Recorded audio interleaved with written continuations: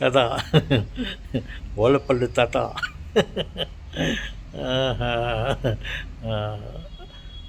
உங்களை என்ன சொல்கிறது? ஓகே, நான் அதை விளையாட்டாக எடுத்துக்கிறேன். விளையாட்டாக எடுத்துக்கிறேன். நீங்கள் என்னை ஓலைப்பள்ளு தாத்தா சொன்னோன்னே என் கோணம் மூஞ்சி பாப்பா சொல்லிட்டா நான் நீங்கள் எனக்கு ஓலைப்பள்ளு தாத்தான்னு சொன்னால் கூட நான் உன்னை குரங்கு மஞ்சி சொல்ல மாட்டேன். ஓகே தாத்தா, பாருங்க, அங்கே 4 பேர் பேஷண்ட் இருக்கிறாங்க. ஒரு 4 அம்மாக்கள் ஏதோ பொழுதுபோக்காக பேசி கொண்டிருக்கிறார்கள். நான் அங்கே ஒரு தூரத்தில் நான் இருந்து அந்த சப்தத்தை 4 பேர் பேசினுக்கிறத என் காதில் கேட்டுன்னு இருந்தேன். அதில் எங்கள் அம்மா பேசினுக்கிறது என்னால் உணர முடிஞ்சது. எப்படி தாத்தா அது? அங்கே எங்கள் அம்மா பேசியிருந்தாங்க அந்த 4 பேரில் ஒருத்தரா. நான் அம்மா பேசினுக்கிறாங்கோ அப்படின்னு நின்று நான் தெரிஞ்சுக்கினேன். அது எப்படி தாத்தா சாத்தியம்? அது 4 பேர் பேசினுக்கிறாங்க, இதில் எங்கள் அம்மா பேசினுக்கிறாங்களே, எப்படி தாத்தா கண்டுபிடிச்சோம்? எப்படி நமக்கு தெரியுது தாத்தா? அது சிம்பிள் சொல்கிறதுக்கு இல்லை, வெரி காம்ப்ளிகேட்டட். அது வெரி ஸ்பெஷல். இது என்ன ஸ்பெஷல்னாக்கா, இந்த வேவ்ஸ் இருக்குது இல்லையா, இந்த வேவ்ஸுங்களெல்லாம் அந்த 4 பேர் பேசியிருந்தாங்க இல்லையா, அந்த அம்மாவை தவிர அந்த 4 பேர் பேசியிருந்தாங்களே, அவங்களது வாய்ஸு, அவங்க பேசுகிற சப்தம், ஒலி அலைகள், ஒவ்வொருத்தருடைய சப்தமும் வேறுபட்டிருக்கிறது. அதில் நம்முடைய அம்மாவுடைய சப்தமும் வேறுபட்டிருக்கிறது. ஆனால் கலந்து இருக்கிறது. காற்றில் எல்லா சத்தமும் கேட்டுக்கொண்டிருக்கிறது நமக்கு.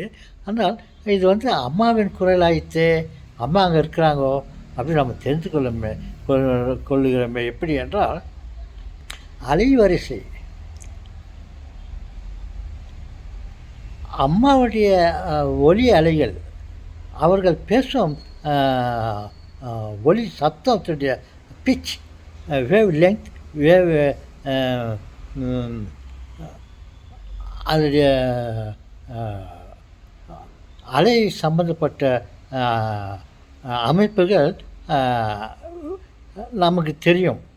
அது நமது தலையில், நமது மனசில் அந்த அம்மாவுடைய குரல் ரெக்கார்ட் ஆகியிருக்கிறது, பதிவே ஆகியிருக்கிறது. அப்போது இந்த 4 பேர் பேசின்னு இருக்கும்போது அம்மாவுடைய சப்தம் வரும்போது நம்ம மனசில் அம்மாவுடைய குரல் நம்ம ஏற்கனவே பதிவாகி இருக்கிறது. அந்த பிச்சு, அந்த ஒலி அலை, வேவ் லெங்க்த்து, அந்த வேவ் ஹைட்டு, அது நம்ம மனதில் பதிவாக இருக்கும்போது அவங்க அந்த 4 பேரில் எப்போ அம்மா பேசுகிறாங்களோ அந்த ஒலி அலை நமது மனசில் பதிவாக இருக்கும் வேவ் லெவலில் வரும்போது நமக்கு நம்ம அதை உணர்கிறோம், பிக்கப் பண்ணிக்கிறோம். ஓ, இது அம்மாவுடைய சப்தம், இது அப்போ அம்மா இருக்காங்கோ அப்படின்ட்டு. பாருங்கள், ஒவ்வொருத்தருடைய சப்தமும், அவர்கள் பேசும் சத்தமும், சத்தத்தின் அலை அமைப்பு வேறுபட்டிருக்கிறது. ஒரு வாகனம் சென்று கொண்டிருக்கிறது என்று வைத்துக் கொள்ளுங்கள்.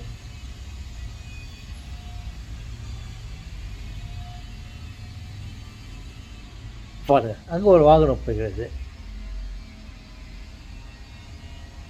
அங்கே ஒரு ஸ்கூட்டர் போகிறது. எப்படி என்றால், இந்த சப்தங்கள் எல்லாம் நமது மனதிலே ஏற்கனவே பதிவாகி இருக்கிறது. அந்த அந்த ஸ்கூட்டர் போகிற சத்தம் எப்போ நம்ம மனதுக்கு படுகிறதோ அந்த ஸ்கூட்டர் போகக்கூடிய அலை அமைப்பு நமக்கு மனதில் இந்த ஸ்கூட்டர் அமைப்பு அமைது பதிவாகிருக்குல்ல, அது வந்து இந்த லெவலில் வரும்போது நம்ம தெரிஞ்சுக்கிடுவோம். ஓ, இது ஸ்கூட்டர் சத்தம். இன்னொன்று, ஏதோ ஒரு நாய் கத்தின்னு இருக்குது வச்சுக்கோ, இந்த நாய் கொலைக்கிற சத்தம் ஏற்கனவே நமது மனதில் பதிவாகி இருக்கிறது. அந்த சத்தத்தை பதிவாகும் போது அங்கே நாய் கொலைச்ச உடனே அந்த வேவ் அமைப்பு இந்த மனதில் பதிவாக இருக்கும் நாயுடைய சத்தத்தின் அலையோடு எப்போ சம்மந்தப்படுகிறதோ அப்போனா அது நாய் கத்துகிறது என்று தெரிந்து கொள்கிறோம். அதுபோல் தான் அந்த 4 பேரில் அம்மா சத்தம் நம்ம மனதில் பதிவாகி இருக்கிறது. எப்போ அவங்க அம்மா அங்கேருந்து பேசுகிறாங்களோ அது நம்ம மனதில் அந்த சத்தம் நம்ம மனதில் பதிவாக இருக்கிற சத்தத்தில் இது இணையும் போது, அது தாண்டி போகும்போது இது அம்மாவுடைய சத்தம்ன்று தெரிந்து விடுகிறது. அப்புறம் பிறகு பக்கத்தில் ஒரு நாய் வைத்துங்களா, இந்த நாயுடைய பிச்சு ஒலியாலே நம் மனதில் பதிவாகி இருக்கிறது. அப்போது அடுத்து அந்த நாய் பேசுகிறதும் கத்துறதும் நம்ம மனதில் இந்த பதிவாக இருக்கும் அந்த ஒலி அலை அதோடு மேட்ச் ஆகும்போது அது நாய் அலை. அப்போது இங்கே அம்மா பேசுகிறதாலையும் அங்கே நாய் குலைத்து கொண்டதாலையும் அங்கே ஒரு ஸ்கூட்டர் போய் கொண்டிருந்தாலையும் அவருடைய வேவ் அலை வரிசை வேறுபட்டிருப்பதனால் எப்போது அந்த வாகனத்தின் சப்தமும் நாயுடைய சத்தமும் அம்மாவுடைய சத்தமும் வேறுபட்டிருக்கிறது. அது நமது மனதில் பதிவாக இருக்கும் சத்தத்தோடு அது இணையும் போது நாம் இது அம்மாவுடைய சத்தம், அம்மா பேசுகிறாங்க. அதே சமயத்தில் அங்கே நாய் கொலிக்குது. அந்த நாய் கொலிக்கும் போது அதனுடைய வேவ் அலைகள் நமது மனதில் உள்ள பதிவாக இருக்கும் வேவ் அலைகளை சந்திக்கும் போது மேட்ச் ஆகும்போது ஒரு நாய் கத்துது, ஒரு ஸ்கூட்டர் போயிருக்கும். இந்த 4 பேரும் பேசின்னு இருக்கும்போது கூட எல்லாவற்றையும் நம்மால் புரிந்து கொள்ள முடியும். அந்த ஸ்கூட்டருடைய வேவ் லெங்க் நமது மனதில் பட்ட உடனே ஒரு ஸ்கூட்டர், அந்த ஸ்கூட்டர் போகுது, இந்த நாய் கத்துது, அதே சமயத்தில் அம்மா அங்கே 4 பேர் கூட பேசியிருக்கிறாங்க. அப்படி என்பது மனதிலே பதிவாக இருக்கும் அந்த வேவ் அமைப்பை வைத்துக்கொண்டு நாம் தெரிந்து கொள்கிறோம். சொல்கிறாங்களே இப்படி தான் பாரு அம்மா பேசியிருக்கிறாங்கோ அப்படின்னு நம்ம தெரிஞ்சுக்கிறோம் இல்லையா? அது எப்படி தெரிஞ்சுக்கிறோன்னு கேட்டாக்கா, இந்த மாதிரி அம்மா அங்கே பேசுகிறது இந்த காற்று அலைகள் வழியாக நமது மனதில் காதுகளில் பட்டு அந்த காதில் இருந்து மனதுக்கு போயிட்டு அங்கே ஒரு ஆஸ்ட்ராஸ்கோப் அதெல்லாம் சத்தம் ஆஸ்ட்ராஸ்கோப் இந்த ஒலி அலைகளை படமாக காட்டக்கூடிய ஒரு எந்திரத்துக்கு பேர் ஆஸ்ட்ராஸ்கோப். இந்த அலைகளுடைய பெயர் சிக்னல். எப்போ இந்த சிக்னல் சப்தம் ஒலி நம் காதில் எட்டுகிறதோ அப்போது அந்த ஆஸ்ட்ராஸ்கோப் நம்ம பார்க்க வேண்டுமே என்ற அளவுக்கு கூட இந்த ஆஸ்ட்ராஸ்கோப் வழி மூலிமா நாம் பார்த்து கொள்ளலாம். இல்லை என்றால் அவர்கள் பேசுவதை நாம் பார்க்கும்போது அவங்களை பார்த்து நாம் தெரிந்து கொள்ளலாம். மொத்தத்தில் இந்த ஒலியுடைய அலை அமைப்பு ஒன்றோடு ஒன்று மாறுபட்டிருக்கிறது. எப்போது தனிப்பட்ட முறையில் அது வரும்போது காதில் கேட்கும்போது அது நம்ம மனதை தெரிந்து கொண்டு மூளை அதை மனது வந்து மூளைக்கு அனுப்புகிறது. அந்த மூளை இதனுடைய அம்மா வாய்ஸ் பாருங்கள், இந்த ஒலியாளினுடைய அமைப்பு பிச் வேவ் லெங்க் அதெல்லாம் இருந்துட்டு இமீடியட்டாக அந்த பிரெயின் நமக்கு தெரிவித்து நாம் அதை தெரிந்து கொள்கிறோம். தாத்தா என்ன தாத்தா நீங்கள் இப்படி சொல்கிறீங்களே தாத்தா?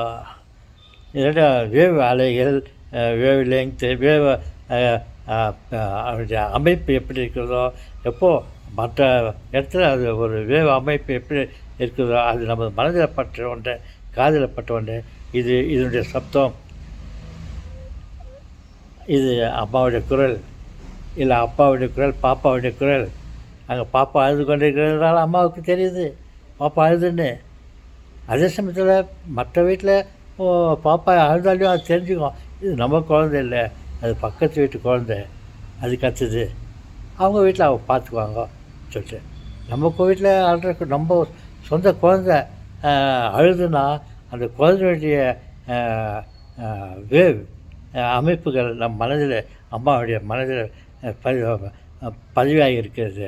எப்போ வந்து நம்ம வீட்டு குழந்தை அழுதோ உடனே அது காதுகளில் பட்டு மனசில் புத்தியில் இதெல்லாம் ஒன்று டீம் ஒர்க். இதுதான் ஃபுட்பால் டீமா.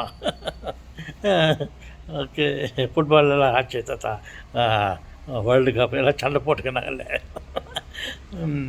அப்படி சொல்லுங்களே. ஓகே, வேவின் அமைப்பு மூலியமாக நாம் தெரிந்து கொள்கிறோம். இவ்வளவு போதும். அதிகபட்சமாக தேவையானாலும் என்னால் சொல்ல முடியும். எப்படி எலக்ட்ரான், இந்த வேவ் எல்லாம் தலையில் இருக்குது, வெளியில் உருவாக்க காற்றலைகள், மின்னலைகள், டிவி அலைகள், ரேடியோ அலைகள், டிவி அலைகள், அவைகள் அது இரண்டுக்குமே கூட அலை அமைப்பு ரொம்ப நெருக்கமாக அது அமைத்து அதில் பிரித்தெடுக்கிறோம். ரேடியோ வாய்ஸ், அந்த அலைகளை ஒரு 1000 அளவில் ஏதோ ஒரு அமைக்கப்பட்டு அதை பிரித்தெடுக்கிறோம் என்றால் ரேடியோவில். டிவியில் வந்து 10,000 மடங்கு அதை விரிவு பண்ணி அதிலிருந்து ஒரு பாகத்தை நாம் எடுப்போம். வேவுகள், அலைகள் பல விதம், ஒவ்வொன்றும் ஒரு விதம். தாத்தா, அப்போ இந்த கடல் அலைன்னு சொல்கிறீங்கல்ல, அந்த அலை வேறு இந்த அலை வேறு? எல்லா அலைகளும் ஒன்று தான் என்றும் சொல்லலாம். அதனுடைய அலையுடைய அமைப்பு தான் வித்தியாசம் வேறுபட்டிருக்கிறது.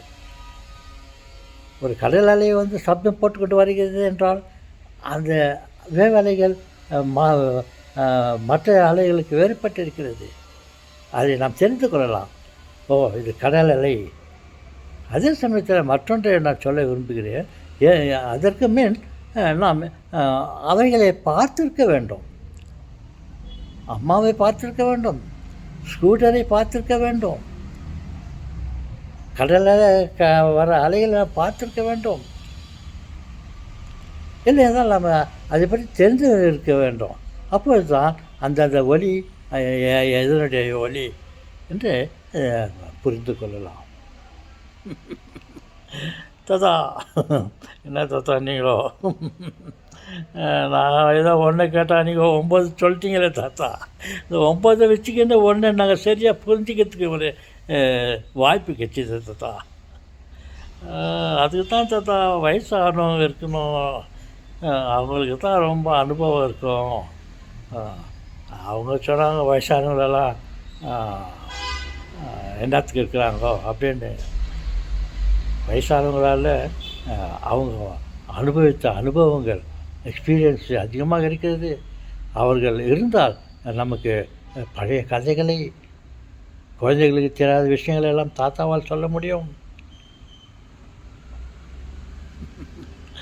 தாத்தா ரொம்ப பெருமைச்சிக்காதீங்க தாத்தா, நீங்கள் தாத்தாவாக்கிறீங்கன்னு.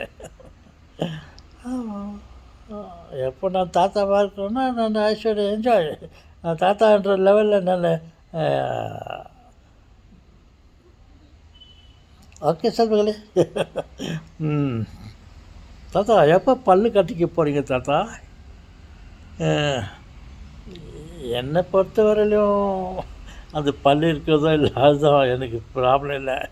பாவம் பார்க்குறவங்களுக்கு தான் அகோரமாக தெரியும். அது உங்கள் தலையெழுத்து. உங்களை அழகாக என்னை ரசிக்க வைக்க வேண்டுமென்றால் நானும் புதிதாக பல்களை கட்டி கொண்டால் நீங்களும் என்னிடம் விருப்பப்பட்டு பார்க்குறீங்கள். இல்லை என்றால் அந்த பல்லு கட்டை மோடிங்கன்னு தான் நீங்கள் பார்க்கணும். ஓகே சொல்லுங்களே, பாய்.